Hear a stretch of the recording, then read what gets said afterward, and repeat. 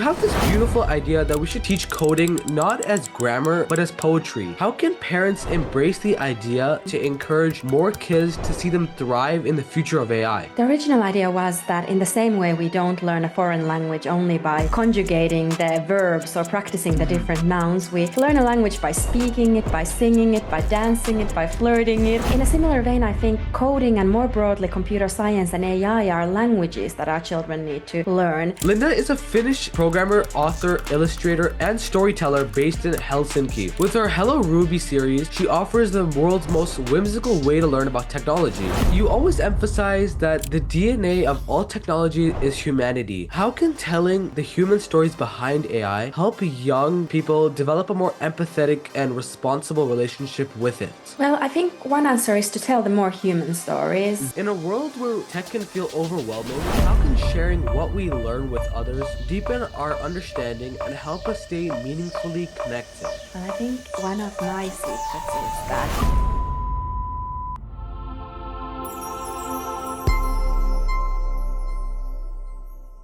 Hello and welcome to the AI Parenting Institute. I'm your host, Rayyan Ali. Our mission on this podcast is to bridge the gap between today's leading AI experts and the parents and teens who are shaping the world of tomorrow. We're here to have conversations that help us build a future of responsible innovation together. And I'm thrilled to welcome our guest for today, Linda Liukas. hi, great to be here. Thank you so much, Linda. Linda is a Finnish programmer, author, illustrator, and storyteller based in Helsinki. With her Hello Ruby series, she offers the world's most whimsical way to learn about technology, blending narrative, character, and hands-on play. Her books have been translated in over 30 different languages, and her first Kickstarter for the Hello Ruby campaign was a viral success, meeting its initial goal in hours and ultimately raising over $380,000 by the end of its run, making it one of the most successful crowdfunding children's book ever. Linda, thank you so much for being here and welcome to the podcast. Thank you. Diving into the first question, Linda, your work with Hello Ruby show how physical play can teach computer science.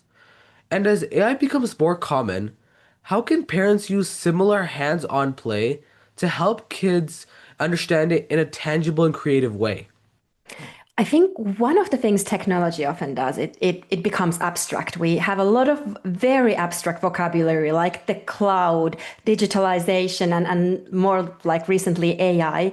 And my goal in everything I do is kind of take those ideas and turn them into like physical, tangible experiences, whether it's like a physical book kids read, whether it's a craft activity, whether it's a playground where kids can like experience like feelings around computers. And my advice for grown-ups would be to do just that, like not take any of those buzzwords as granted. I realize that they are expressions people build in order to often like make us feel scared or make us feel confused, and we can own those words and we can understand them.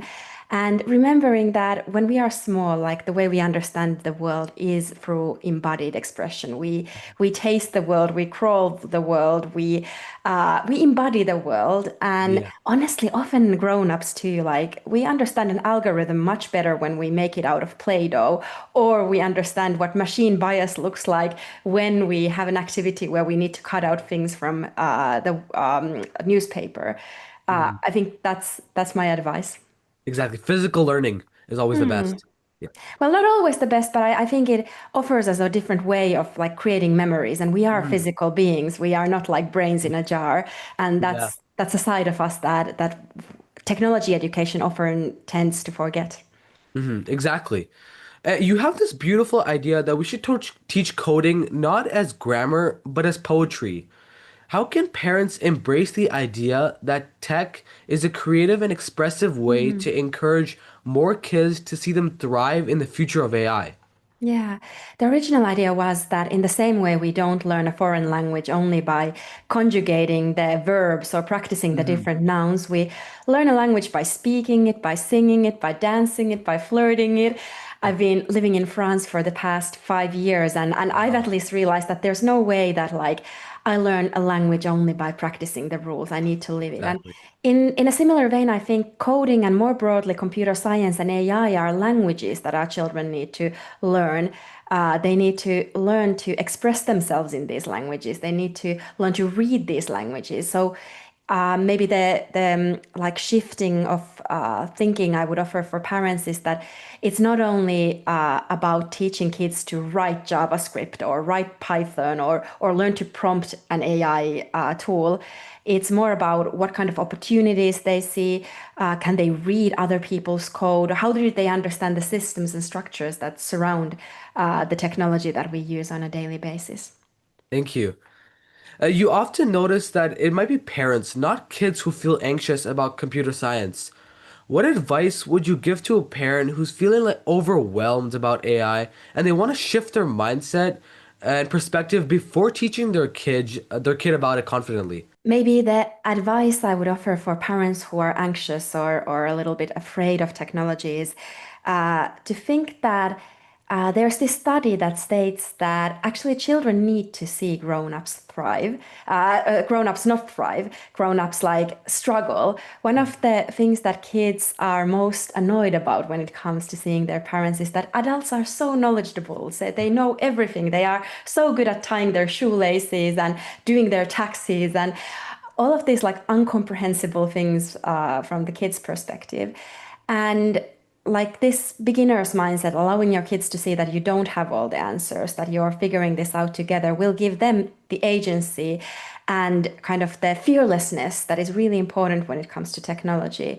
Mhm. Realizing that they have the opportunity to like learn things and succeed. And there's this sci-fi author who says that everything that happens in technology before you turn 30 is natural. It's according to the rules of the world. It's amazing. And then everything that happens after 30 is suspicious and a little bit weird and like not according to the way world works. And I would pay attention to this shift, like when you as a grown-up start to notice in yourself this kind of hesitance and feeling that, oh, like this is suspicious, lean Mhm. towards the kids and allow them to like show you how the world can be new and sparkling and exciting with the technology they grow up with, the technology that is Exactly. very natural for them. Mhm. Thank you. As AI becomes embedded in everyday objects, how can parents use playful, everyday moments at home to embed AI learning? Yeah, well, for this question, I would say that go really, really like old school. So I have this activity where I give kids these very like everyday items, a coffee Mhm. cup, like a bicycle lamp, a toothbrush. And sometimes I have this physical little like button, like an on-off button that I ask them to put into the device. And sometimes it's just a drawing activity. And I ask them to imagine like what would this device do if it was made into a computer? And it's really cool to see how kids like start to think about sensors, they start to think about different problems they see in their everyday world, and they start to realize that like technology is actually already quite a lot like all around us. And I had once this little girl who chose this bicycle lamp and she Mhm. put the little sticker on it and she goes, oh, like if this bicycle lamp was a computer, I could go on a biking trip with my father. We could Wow. sleep in a tent, and this bicycle lamp, it could also be a movie projector.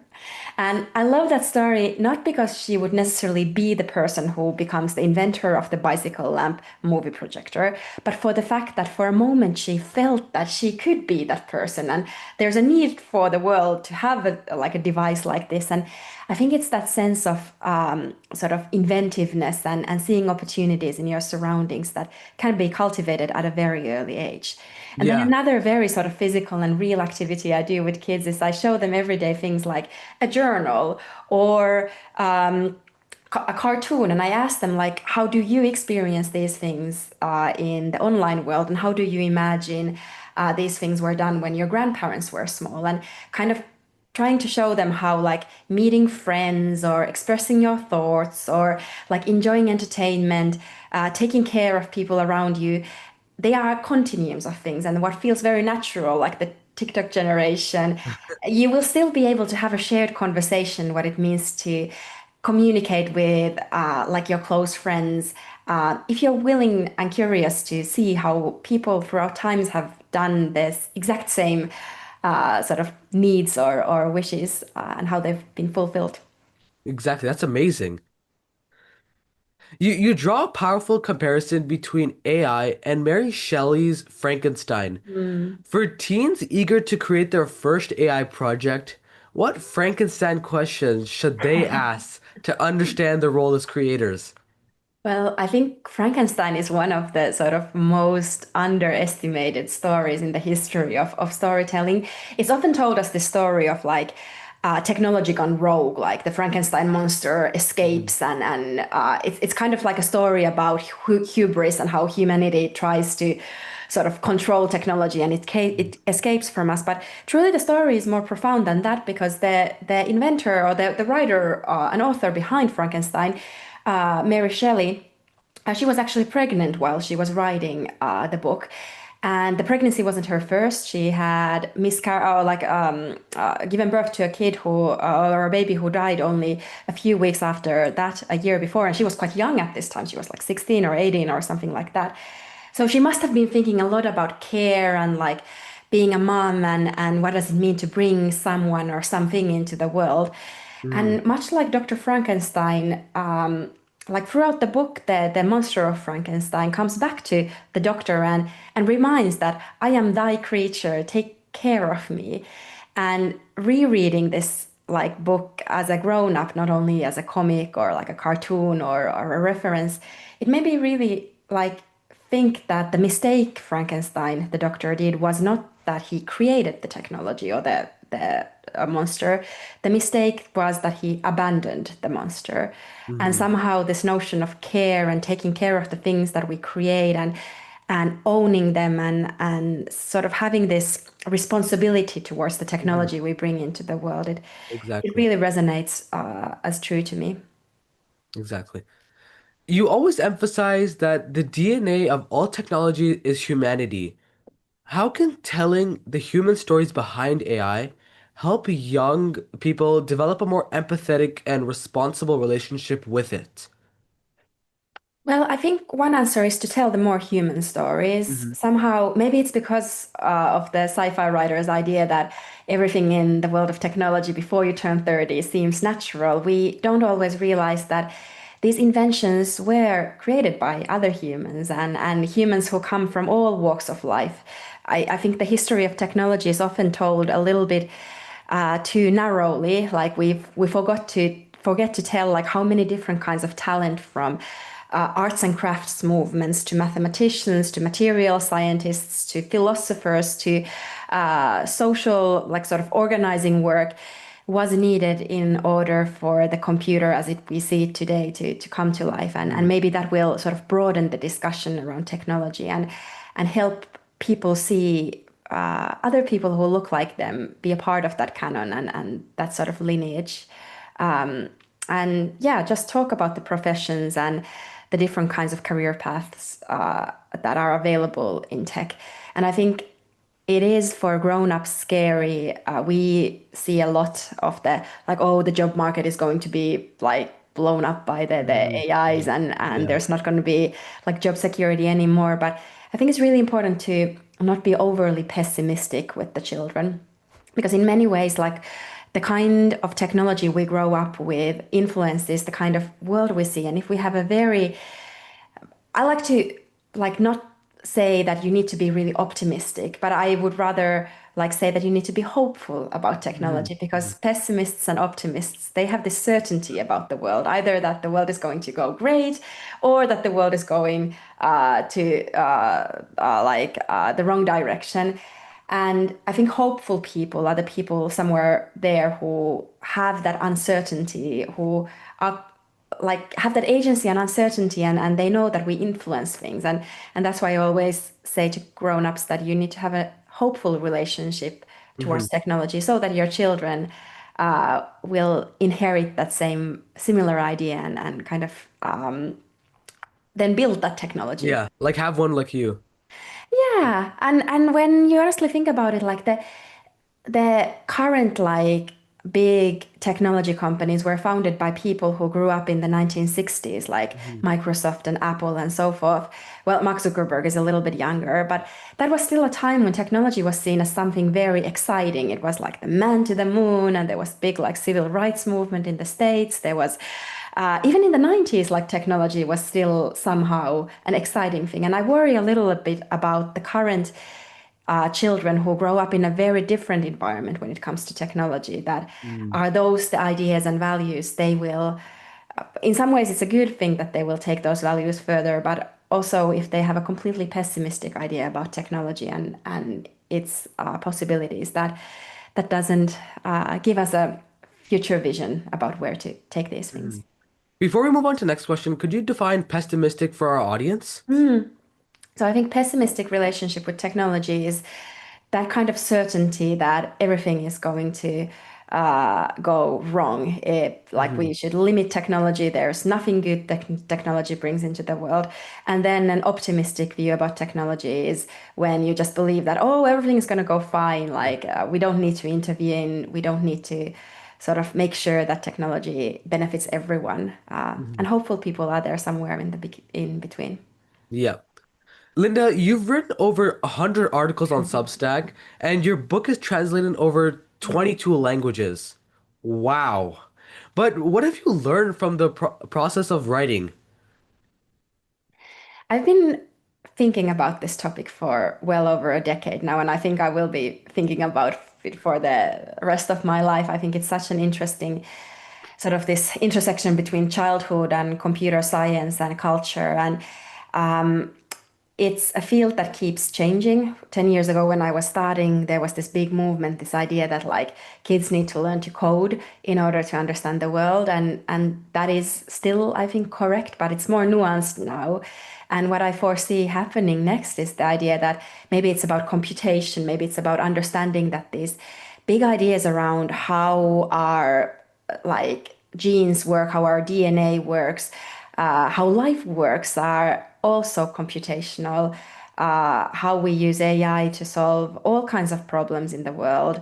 And how do we offer kids these long lasting ideas around computers, not as sort of passive devices we use to watch TikTok or Mm. like YouTube. Rather, how do we use them as microscopes or crayons or as tools for exploring and understanding the world? Because there is so much to explore and understand. And my Understanding work like new has concepts. yeah, exactly. My work has taken a lot of different ways, like the storybooks, the playgrounds, the like Substack writing, and I'm really excited to see what happens next. I have no idea like what kind of forms and shapes it will take. You look very optimistic about the future. Hopeful about the future. I think we can influence the direction technology is going to. Mm.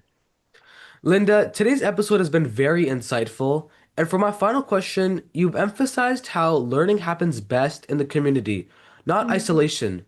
In a world where tech can feel overwhelming, how can sharing what we learn with others deepen our understanding and help us stay meaningfully connected?